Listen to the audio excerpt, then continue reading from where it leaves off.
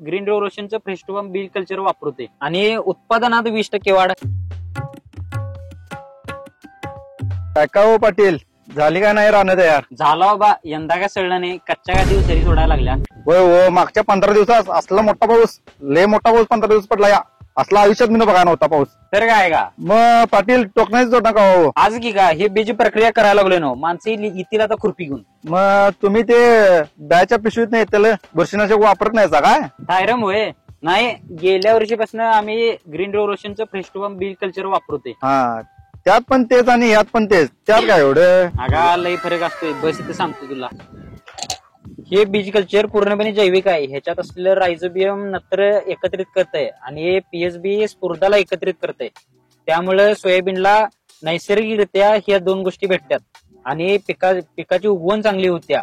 सोबत एखाद्या वेळी पावसाचा ताण जरी पडला तरी सुद्धा पीक तग धरून राहते. आणि ह्याच्यात असलेलं ट्रायकोडर्मा, त्यामुळे नवीन आलेली कोंब त्याला बुरशी लागत नाही, मर होत नाही, कूज होत नाही आणि उत्पादनात 20% वाढ आहे का नाही झकात? म्हणजे बीज कल्चरची बीज प्रक्रिया केल्यानंतर रासायनिक करायची गरज नाही म्हणा की. हा बरोबर. मग मी पण यंदापासून वापरतोच. मला पण एखादी बॉटल मागवा सोयाबीनला आणि भाताला. कार फोन आताच मागूया. सोयाबीनसाठी बीज कल्चर हे द्विदल वर्गीय आणि भातासाठी हे एकदल वर्गीय बीज कल्चर येतंय. मग दोन्हीची एक एक बॉटल मागूया. आता 7 दिवसाच्या आत हे फ्रेश बीज कल्चर घराकडे येतंय पोस्टानं.